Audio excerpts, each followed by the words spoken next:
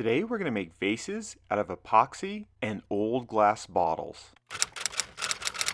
Sometimes I take design consulting gigs, and recently I took one where they asked me to come up with a home decor line of products that look like they would come out of a futuristic painting. So I thought I would try something that involves synthetic materials, but with a soft, surreal approach to form and color. I'm a sucker for nice packaging, and I keep a lot of the bottles that look good. We're going to start with this sake bottle that has a nice light pink color. I'm going to use melamine to make the mold for the epoxy. I'm using a straight edge guide to guide my circular saw. It's made by Craig and it's pretty fantastic. It has a clamping mechanism built on, so you don't need additional clamps to fix it to your workpiece. But what I really like is that it has these guides for lining up your cuts. You can set them up so that they account for the space between the blade and the edge of the circular saw's base plate. I used to use a speed square for cuts like this, but Craig also sent me this portable Crosscut, and it's a huge improvement. Not only does it have a blade guide that helps you get your measurements right, it's designed to grip with one hand and doesn't slide as much as a speed square tends to.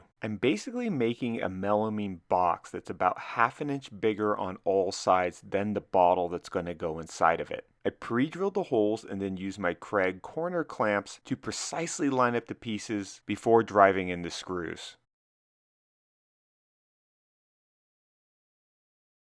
I need these molds to be watertight, so before I screwed on the last piece, I sealed up all the inside corners and edges with silicone. I screwed on the last piece and then reached my arm in to silicone those last few seams. While I was waiting for the silicone to cure, I started removing the labels off of the bottles. For this pink one, this was actually kind of difficult. I didn't want to scrape it too hard because I wasn't sure if that pink finish was sort of a paint or a film finish, and I didn't want to scrape that off. So I tried not to dig in too much, but that made it difficult.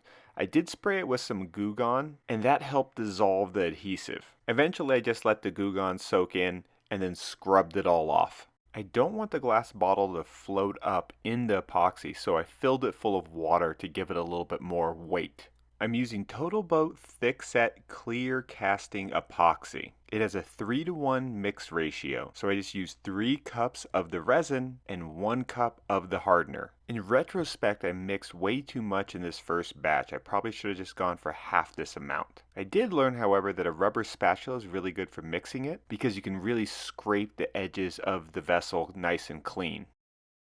I used a funnel to guide the epoxy pour. This way I just don't get it all stuck on the sides. I poured too much on this first attempt. The chemical reaction between the hardener and the resin creates a lot of heat, and that can create bubbles, cracks, and gaps. After letting the first pour sit for 12 hours, I mixed the second batch and poured it in. I realized I was going to have to mix a lot of batches, so I thought I might as well pour 2 vases at once. So I just cleaned off the other bottle and started filling up that form as well. And each time I poured another layer, I was trying to do about 1.5 to 2 inches at a time. I used a little bit of the extra to test out some of the different Total Boat pigments. It's really incredible. Just a tiny amount of the pigment affects the color dramatically. But if you add too much pigment, the epoxy will actually go from colored and translucent to colored and opaque.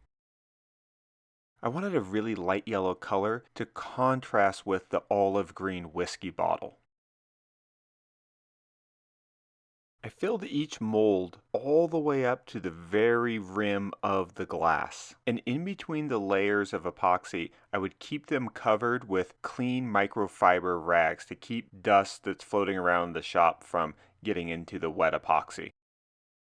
I waited 3 full days after the final pour before trying to remove the molds. I'm used to working with concrete and melamine molds and never have too many issues with the concrete sticking, but epoxy is a totally different story. Wow, this stuff really stuck to the melamine. A few of the pieces came off nice and clean, but I really had to apply a lot of pressure. And the melamine tended to break before it released from the epoxy. A putty knife and a rubber mallet worked fairly well, but I knew I was going to start scratching up the epoxy if I wasn't careful. It took about 20 minutes to remove the majority of the particle board, and then I just used a razor blade and a big wide chisel to scrape off most of the melamine surface. After a while though, I just gave up on getting it all off with the chisel and decided just to sand it off later. I cleaned up all the edges with a nice 3/8 round over router bit. This will help give it this kind of synthetic ice cube type aesthetic. I sanded off the remaining pieces of melamine with my Ryobi orbital sander using 150 grit sandpaper.